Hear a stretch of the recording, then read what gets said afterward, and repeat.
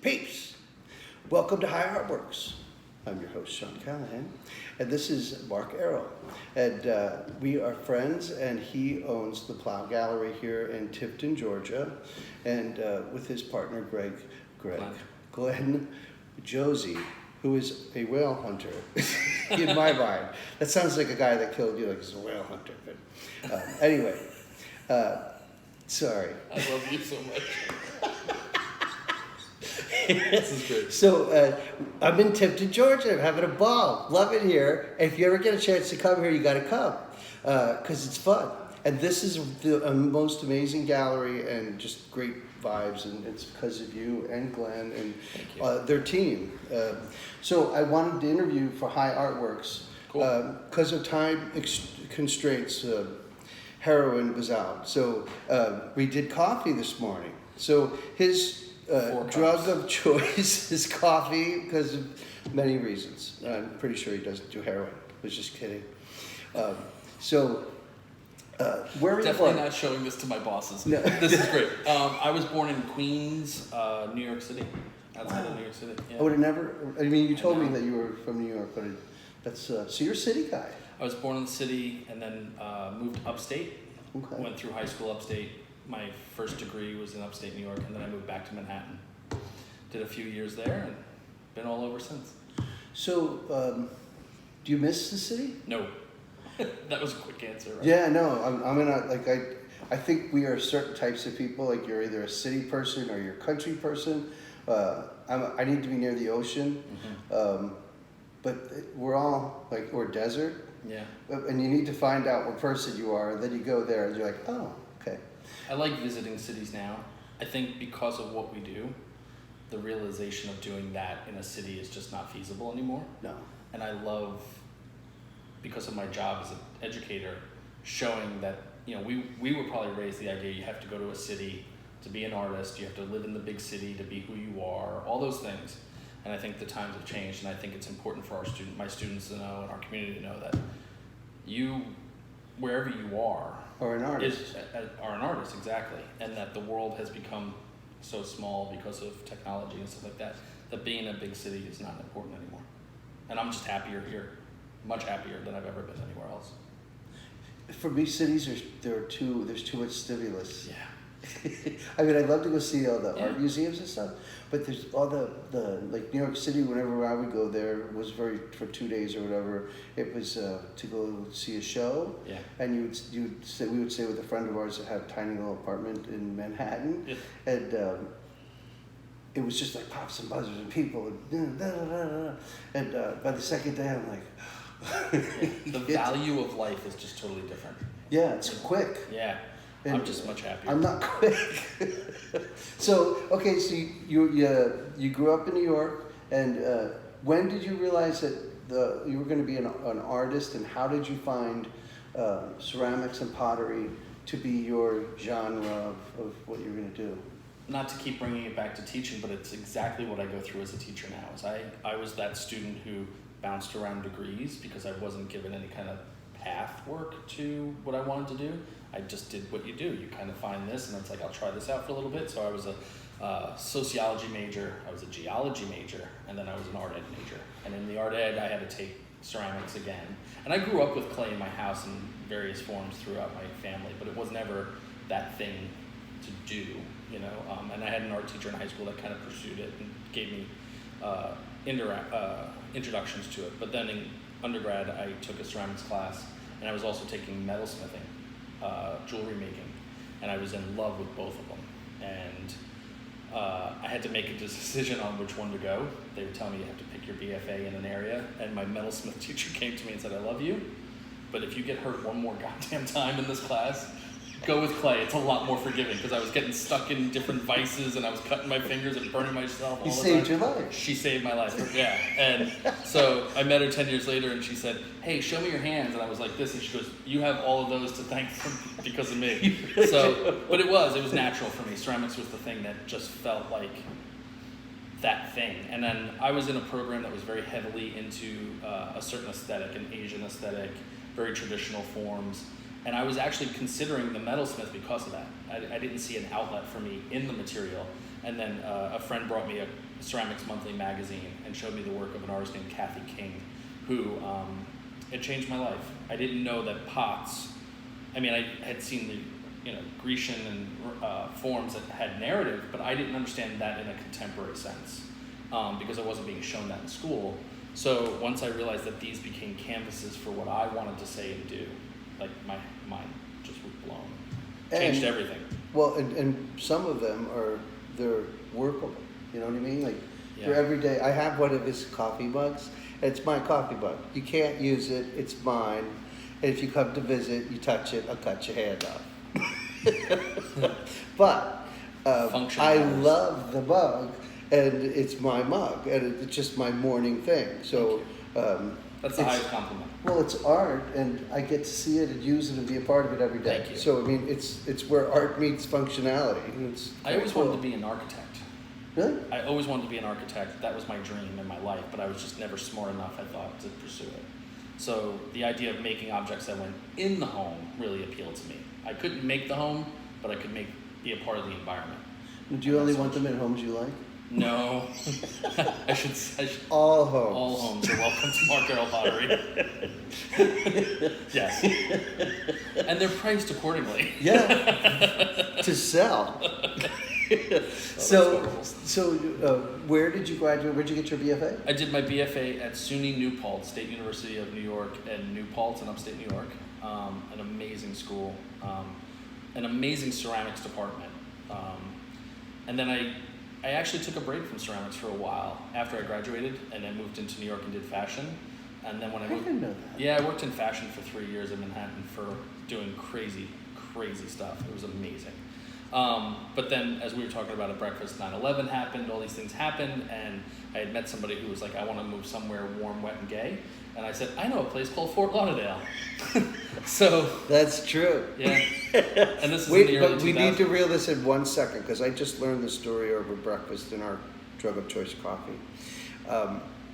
You were in New York City during 9/11. He climbed scaffolding with other people he did not know, because at that point just one plane had hit. And while he was on the scaffolding and looking at it, the second plane hit. So that needs to be honored, and actually anyone I've ever met that went through it. I know a fireman that was there who lives in Key West now. Yeah. He helped that day. He's a hero. And anyone that was there that day is a hero in my mind. I mean, those people down there lived a whole other life than I could ever, and I don't want to ever make claims of. But I mean, it anything. Changes you. It did, and what I had an offer to leave right then. You know, people were like getting out of New York in droves, and I wasn't alive for the Haight-Ashbury kind of thing in San Francisco, but to me, that time after 9/11 was my version of community coming together. Those of us that stayed in New York, it was my favorite time I've ever had in my life. My friend band was blowing up, bad choice of term, but they were making it really big. I was working in an industry that was fun and creative, and the people that were there stayed. You could look at each other and just know something was different, and have a sense of love and respect for each other. They're part of the tribe. Yeah, and like, it's hard to explain, but it was my time to feel. I was in my early 20s. I was living my dream of living in Manhattan. Unfortunately, it was at this time, but it was also a time of great rebirth and growth. And I remember the first spring after, in 2002, walking around, and that first kind of warm weather and that first sense of sunlight hitting the streets in a different way. It was almost like a movie set to me. Like, people were like kind of coming out of this and building and starting to feel that sense of like, we need to build on this and move on. And just feeling like a part of something like that was kind of cool. The closest I've ever felt like that was Irma. Mm-hmm. And I did not stay. I had to go teach a workshop, so I was in not Rhode Island. I was in Delaware. And I couldn't get home for a month. Yeah. But when I did get home, I was in shock. Like, there was debris like 30 feet high on each side of the road. And I remember walking Bro and my dog, and people that I'd walked past for years, just a quick hello. Yep. we were hugging. Yeah. We're hugging it out and crying. And I didn't even go through what they went through. And I was just like, what's with you? Yeah. I mean, and it felt like, this is my little town, you know? I don't underestimate the word community. Yeah, no. I mean, I get it. Yeah. That just made me think of that. So Yeah. thank you. Okay. So you landed with ceramics. In Fort Lauderdale, so when I moved to Fort Lauderdale, I had stopped working in anything else, and I found a small ceramic studio. And I was like, oh, community, ceramic studio. Maybe I want to get my hands back into this again. And within about 3 weeks of it, it was like, I need to get a kiln. I need to get back. Like, it was like coming back to an old friend. And I was teaching elementary school and down there, and it wasn't long after that I got so involved in that I was coming home and using ceramics as like not my job again. Yeah. You know, like it was the thing that I'd get home at 4 o'clock, and by 5 o'clock I was in the studio until 7 or 8 or 9 o'clock at night. And I just considered it was like, that was it. That's It's what I feeding wanted to your do. soul. Yeah, it was nourishment. Yeah. Yeah. And then long story short, I decided to go to grad school because I realized teaching at that level, elementary, was not what I wanted. And that I loved clay so much that I wanted to teach it at the How many years did you do elementary school? 4.5. Yeah. 1 week they put me away. Yeah. I actually loved it at first. I really did. And I will say I worked with amazing people that made it awesome. Like, that's what I loved. I loved the people I worked with. So I taught a Montessori class one day for like, we were Finding Nemo in watercolor. nice. I drew it for all of them, and it was all ready. All they do was paint Nemo, and within 5 seconds I lost control of the class, and like Jill was eating red cadmium, watercolor, and Billy's painting Bobby. Yeah. Bobby is just painting himself. And so I was just like, what I learned from that is that you have no control. It's hoarding cats. Yeah, and so I just was like, they taught me, I have no control here, so let's just have fun. Yeah. So if you want to eat cadmium bread, go ahead. Eat it. Although I don't think it's good for you. That was my short stint as a teacher Enough. with children. Yeah. Now when people ask me, I'm like, no, do that. But we need people to teach our children, especially in the arts. Yeah. So for those that do that, yeah, because Big that just being a teacher in art, I know is difficult, but that is something I couldn't do. It's just, you have to be special to do that. So good for you. Okay, do you want to show some of your pieces? Sure. So, but I don't. Before we go further, so you're in Fort Lauderdale. This starts to really kind of blossom. It becomes the passion. I decided to go to grad school. I took 3 years to get into the grad school programs that I applied to. There was one specific I wanted, and I couldn't get into it, and it was a really competitive one. And it just as when I decided that I wanted to stay within a drive of Fort Lauderdale for grad school. So that meant anything within like a 12-hour radius. I applied to Georgia State in Atlanta. There was faculty there that I was interested in. And just when I thought I wasn't going to go because of the economy was tanking, things were, everything was kind of crazy financially, they offered me a fellowship. And it was like, oh, I can actually go do this. Yeah. And it was really a very beneficial time. So I spent 3 years getting my degree.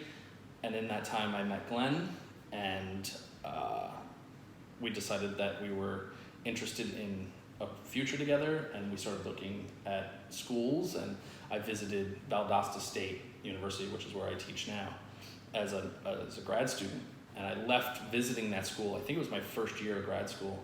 I visited, I left there and said, I'd give anything to work there someday. Just the dedication of Michael Schmidt, who is now the associate dean, to spend a Sunday afternoon showing me his program. It's like anybody who takes a Sunday to show some rando, they love it. Right. And I was like, I want to work there. And the facilities blew away the facilities I had at grad school. And life happened. I moved to Tifton after graduation, got a job teaching locally here at the ABAC for a year, and a job opened up there. I applied and I got it. So I always, when I tell that to my students, they're like, why are you here? Because again, they think you have to be in a big city. I'm like, because this is where I wanted to be. And I always compare it to shooting a BB in the air and catching it in a thimble. Like the luck to be able to pursue what you want to, where you want to. The luck of realizing what you want to be. Yeah. Is that. And that's why this is like so amazing to me every day. I feel, we're blessed because we found a creative outlet that we can actually do that makes people happy, makes us happy, and we can live from it. And they can live from using it. So and sharing it with people in general. Lessons are learned in both ways. But so your dream really has come true. Absolutely. As you built your dream, it starts to come true. And you can never predict that. Yeah. Yeah. That's great. So then you moved here and you started teaching. We started, and right away when I moved to Tifton to be with Glenn, we found a storefront a few blocks away. So I graduated in May, and August 1st we signed a lease on a storefront, which is, if any of you know, graduating from school, and then like, hey, I have no job, I have no money, let's go get a storefront. I'm gonna go do that. And most people that I knew in our field are like, I'm gonna step away from working so hard because grad school's so crazy. I'm like, nope, let's keep going. So that lull that a lot of my friends took of like a year to figure out what they were gonna do. Nope, let's go get a storefront and we're gonna start a business, and it just snowballed. So within that first year, we turned the studio into a show place as well. So we did our first sale of my work for that holiday. I was like, I gotta make rent, and we sold out the first week. Actually, the first day, we sold out almost everything I had made. Wow. And we were like, oh, this community is interesting. They like this stuff. So then we were like calling friends like, hey, I need some work in our shop, and you're great, and you don't show your work. So it just snowballed from 3, 8, 14, and now we're up over 85 artists. And we had to move from, I think that was less than 500 square feet, so now we have over 3,000 square feet of space. We're sitting in the gallery. It's an awesome house. They've turned into a gallery. We're actually sitting in the artist in residence studio. She's away right now teaching 10 to 14-year-olds blacksmithing in North Carolina, but she'll be back for a year. So we actually offer an artist in residence program here. I want to do it. Application's very hard. Please. Well, tell me a little bit about when you get to this space, you get this space. Life changes, put onto you. Not put onto you, but it's put in front of you. Yeah, we had looked at probably 40 spaces. Like we were always quietly kind of hunting for the next spot because there was just no way to maintain. My studio kept getting smaller as the gallery got bigger, which was great, but at the same time, like, how do I produce? And I mean, I could almost touch every part of my studio from one seat, and as a ceramic artist, that's a little claustrophobic. After looking, friends of ours in the neighborhood said, hey, there's a spot across the street from us. We don't know what's happening, but it's vacant. We came over, we looked at it, we contacted the landlord, met at the other space, I call it negotiations, but it was literally him going, yes. Yeah. But we're gonna whatever you want. Yeah. And I'm like, and he'd be like, just shh, just yes. And Glenn and I looking at each other like, did that just happen? And we didn't even sign anything that day. And he just handed us the keys and said, it's yours, just go. And we loved quoting him. His name's Buck. I just want to walk out my front door every day and know there's a gallery in the town. And he literally lives directly across the street from us. And he said every day he walks out, it's like the greatest gift for him to know that he's helping support this. Because nobody, and I know you can attest to this, in the cities where we would be, a space this big would be so beyond our reach. I mean, 3,000 square feet in a city is thousands upon thousands of dollars a month, which changes your artwork. Yeah. You start making commodity to pay the bills instead of making art that you want to make. And that was just my cutoff. Like, I'm not going to change what I do to pay the bills. I'll teach to help pay the bills, but I'm not going to change the artwork to do that. And I think a lot of people see that. It's I do pet portraiture. I love pets, but that pays bills. Right, and that makes perfect sense. But I have to, in between each one, do my own work so I don't dry up and hate myself. 100%. I get that 100%. And we've done it. We've all do it. You know what I mean? It's not a negative. It's just, I was at a point with all the work I was doing outside of here, I didn't want to come to my studio and give more to somebody else. So that was the goal, was like, to be able to sustain this and still be able to go to my studio and do what I wanted to do. That's how I just needed to figure it out. And your neighbor, what's his name again? Buck. Buck. He's awesome. We need people like Buck. 100%. And in fact, the gallery that I have in Key West is really sponsored by a patron. I pay rent, but the space is worth 4 times that. And they do it because they want me to be able to do it. And awesome. yeah, and that's such a gift. It is. And I try to honor them, with their generosity by creating and using that space as best I can. Yeah.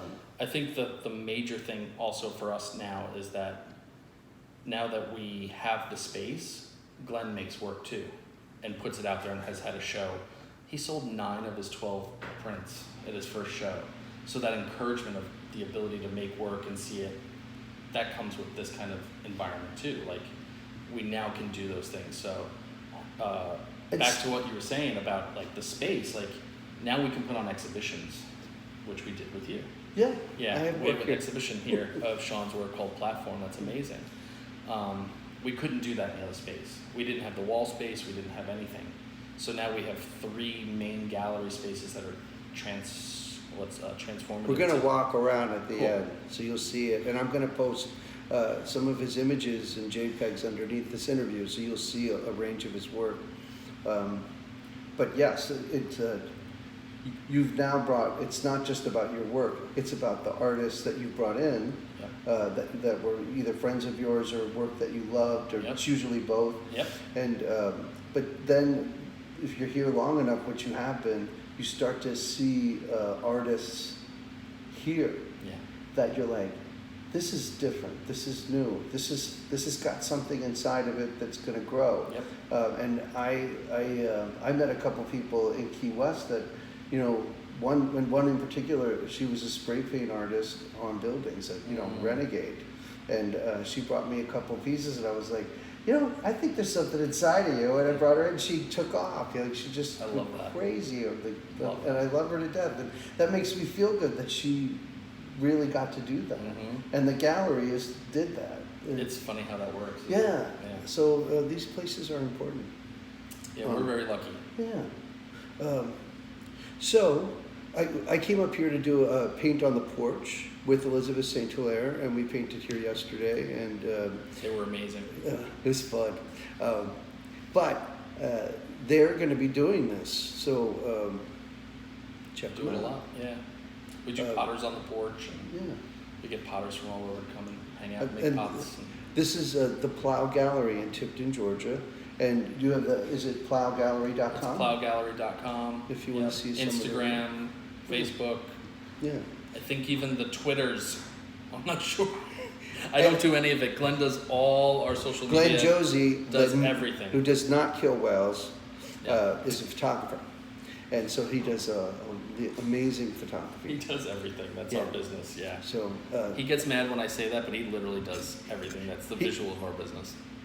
Which is important. It's everything. Yeah. You can do it, but if it's not out there for people to know about, it yeah. doesn't matter. And for those of you that aren't, or budding artists, or trying to figure out how your art is going to work, social media is our marketing tool. Mm-hmm.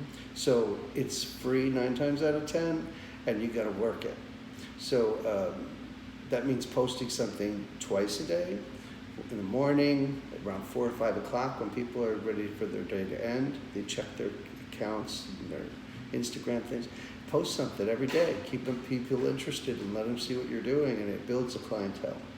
So that's something we should know. But this is some of your work. So do you want to talk a little bit about it? Sure. I'll pull this one back for a second. And so this is a little cream and sugar set that I made, and you can see the wire to frame out the idea of house. All my work starts with the idea of the reveal. I love the idea that what you see is not always what you get in life. And I live my life thinking about that. So that's what I bring to my work, is that the idea of surface or form is the introduction, but then as you get closer and you peel away your visual layers. Do you remember Ferris Bueller's Day Off movie? I loved it. Okay, so that scene where he's staring at the George Seurat pointillism painting and it just keeps getting that's how I think about it. Like every time somebody sees something on the shelf, I want to engage them from that point of view, and every time they get closer, there's more to reveal and more to reveal. So like the idea of these holes on here is the idea that you can see something through there. But what is it? But what is it? So then they have to go see, and so it's a little creamer and a little sugar bowl. And I love the idea that, you know, you reward the viewer with something on the bottoms. I like to hide layers of imagery in them. I have two bears hugging at the bottom of my coffee mug, which I love. And I don't really necessarily get to see them, but whoever's sitting aside of me, they see the bears. So, yeah, so if we're drinking out of the mug, there's chairs on the bottom. Yeah, it's just fun. On the bottom of this lidded jar, there's a little house drawing. So just stuff like that keeps engaging and rewarding the viewer is really important to me. And the surface design of colors and stuff like that, if you look at the fine line drawing, it's actually gridded like graph paper, because my whole life, as I said, I wanted to be an architect, so graph paper was what I've always used as my sketchbooks. And then I would draw my dream home, and I would draw these ideas of home. So then about, I don't know, 3 years ago, my work changed drastically to this less, I used to carve my pots a lot. And now I apply color, and the little color and the little line drawings are all referenced to blueprints and home and interior design. The narratives play with the idea of what's inside the home or what you think is inside the home. So I enjoy that part of it. And you have a palette. Yeah. You have a Mark Errol palette that your work has. Really? Yes. Are you aware of that? I am not. Well, maybe you shouldn't be. I'm just, when I look at your work, because I'm a color person, your work has this, like a color palette to it. Cool. That is you. Well, I just taught a workshop about color and it was called clay pots and color spots. And the way I make my color is I paint underglazes on paper first, big sheets of color. And I don't mix my colors by measuring. I just sit there all day and, oh, this color looks good in here, and I mix that, and then I mix this one, and then I paint them on paper, and then I sit for days and cut the paper into little shapes. So like all the little shapes that you can see kind of on here, they're all individual pieces of paper that I apply like a temporary tattoo, wet, squeegee on, and peel off. So I have a box of little scraps of paper, and I used to have them separated by color, but now I have it all together because it just adds to the spontaneity of like, ooh, that shape, oh, that color, oh, that shape. Don't overthink it. Right, like everything I used to do is so like, ooh, and even drawing the lines on there is like, oh, it's gotta be, it's straight lines. I cut them with a razor blade, and you can't mess it up because you just screw up the pot. So to keep getting further away from that tightness of my work, the color is how that came about. I love that idea, and I'm just blurting out things I've noticed. They have an incredible sculpture outside that's and I lived in Vermont for 17 years, and the silos are all over the landscape, these rusted silos, and I love them. And they have this sculpture that's really interesting, which I photographed you outside of. It's a shame. I do have pictures of it inside, so I'll post that too. But the shape is finding its way into your work. Glenn posted a photo the other day, because he posts a photo every day on our website of the sculpture. He's done it since the day we got it. I love it. Really incredible. There's one that he did, and I was like, that's my pots. And he's like, no, it's not. And then we looked at them, and I was like, oh, yes. See? It's funny how shapes and colors and interiors and exteriors. Experience. Yeah. Your experiences in life start to show up in your work, and it's subconscious to me, and it is to you. I'm sure of it. But yeah, that's the thing. It shows up. Yep.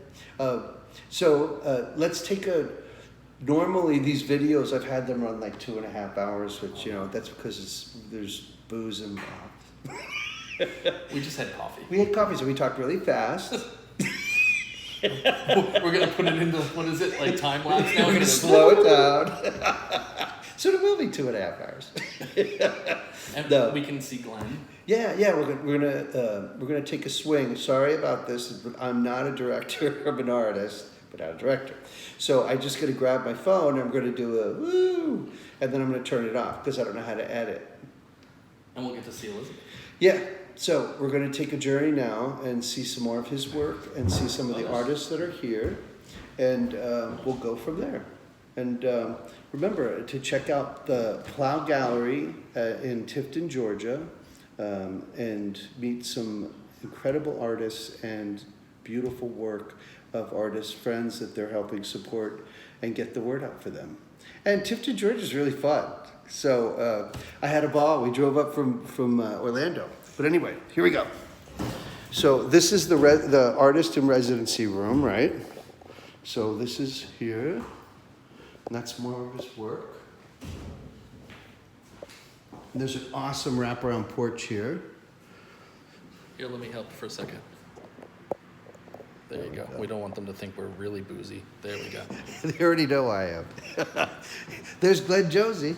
He's never killed a whale in his life. It's a true story. You sound like a whale hunter, though. Glenn Josey, the whale hunter. Okay, so this is a photography show. This is your work. No, that's Glenn's. Oh, Glenn. Sorry. There's Glenn's piece. Incredible. Love the color. And you, as an artist, you know this feeling, like when somebody comes in, like, I don't make art, I'm just gonna put it up, and then It sells right away. damn thing he makes sells right away. What does that tell Everything. you? He made flasks. They sold the same day. I love it, but I'm not an artist, he tells us. You are once it sells. Yeah, once You don't have a choice. So this is a photography show. By Alan Pierce. Alan Pierce. Dealing with mythology and theater. So he's using characters like he did in theater and creating the myths or using the icons of mythology to display them. He's a barber in Fort Lauderdale. Yeah, he does Alan's beard trimmings. I've chatted with him before. Yeah. So these are cool. These almost look metallic from one side. They almost feel like they have a silver, like they Yes. printed on such a quality of paper. Yeah. Silver quality. Yeah. Huh. And this is Poseidon and the idea of Poseidon now fighting. He's from Fort Lauderdale too. I believe so, yeah. Yep. And then in this room, so this is the main hallway of the gallery, and we use this as one, it depends on how the artist wants to do it, but we set it up so that they have options of rooms or hallway or all of them together. So right now we have 3 exhibitions going on. So the hallway is one artist. This is the other room. We call this the fancy room because it has a mantle. This is our fancy room, and this is Dennis Sperling. So if you want to be fancy, this is the room. This is the room for fancy. This is Dennis's work, which is based on his infrared photography, based on the idea of losing sight and creating contrast so that things show up differently. I follow him on Instagram. I like his work a lot. Yeah, we really love it too. These are my favorite when he changes the colors. Yeah. And again, just being able to show work that we believe in is what it's all about for us. Absolutely. And sharing it with our community. There's some of my pots. And then throughout the room, you'll see pottery from other artists. This is actually I like to show this piece off. This is our artist in residence, Sarah Moore, who's going to be here starting in August again. This is a pot that she pinched. You can see the hand marks on the inside. And then she's picking blueberries all the way around it. You sold a piece yesterday. I saw that. A few, actually. You sold a few yesterday. And Ooh, then there's more pottery. we're going to go into your room. There's pottery there. So this is what we call the experimental room. Seriously, Makes because sense. the walls in here are cracked and they're just, it's not as, doesn't have a mantle. So we try to think of like letting artists who want to play, this is their room. But so when we talked to you, because this show kind of came together quickly with us, which we're really excited about, it worked out perfectly for the lighting in this room and everything. So here's Sean's work, Platform, which I'm not going to give away the details of. That's your... We don't have that kind of time. But the point of the work is that it's what it looks like and what it means has different content. And it's really powerful work. And we had young ladies in, which we didn't get to tell you about last night. We had 3 young ladies from the local college who were given they had to come see an artwork show. And we were explaining to them, and they just stood here dumbfounded in a beautiful way. They were just so moved by the show. So it's an amazing body of work, and we're very honored to be showing it. It was an emotional show. Yeah. And it's actually, the divers are representative of Dr. Ford's testimony during the Kavanaugh hearings and rape. So these are some of my pieces that were in that, a part of that journey for me. Anyway. And an empty spot is because we sold one of them, which we're really excited about. And I got to meet her. She's awesome. I'm really excited that that's going to be in her house. So then again, all the other work in here, we have Pete I love Hawkins. these. Yeah, Pete Hawking from Provincetown. Love them. We're really big I fans thought of that him. was Providence. Sounds funny. When we did his show, we were able to use the long hallway and treat it like you were coming into Provincetown. Wow. So all the dunes and everything were at the front of the gallery, and then as you moved through the space, you got into town at day, and then some of the paintings have like a night feel so that it ended at night. And that was fun. It's being able to curate shows that way is something new. Cool. And then we have our little like Harry Potter cupboard room that shows work, and we have handmade bags, and one of our artists in town, Rika, made some Plough bags for us too. Come down a little bit. There you go. So she's got our logo on them. Handmade. And then we call this our sales gallery. That's really cool. Yeah, that's from my fellow grad student, Ashley Maxwell. Neat. That's not for sale, that's just a thing we get to show off. And this is the sales So room. we consider this our sales gallery where we represent artists from all over the country, mainly in pottery, but we have glass, we have fibers, jewelry, wood. I hope I'm remembering everybody. So tons of artists from all over. This woman's I really love that cup. It's cool. That's a really good friend of ours, Jennifer Wells, who lives in Italy now, but she takes the pre-bought enamelware Yep. and then she re-enamels them and does drawings all over them and sent those to us. She's a really old dear friend of ours. Nice. And this woman, Andrea Robinson, is a local artist, and she travels to Europe every year to collect fabrics like laces and stuff like that. Like this little piece of lace here is from France, and she finds buttons, and then she comes back and makes these pieces of jewelry for them, out of them. Really fun. And there's this here. Yeah, Samantha Oliver, and a local artist down here who makes books for us, Lisa Pryor. Ooh, look at that. Yeah. So we're really very lucky. Yeah. Very lucky to do this and show all this work, and our community vibes off of it. Tifton is lucky. You're lucky. Glenn is lucky. And I'm lucky to be a part of this. It was fun to be just an amazing experience. Handmade brushes. Troy Bungart. All right. Well, thank you for letting us do this. 'Cause Thank you.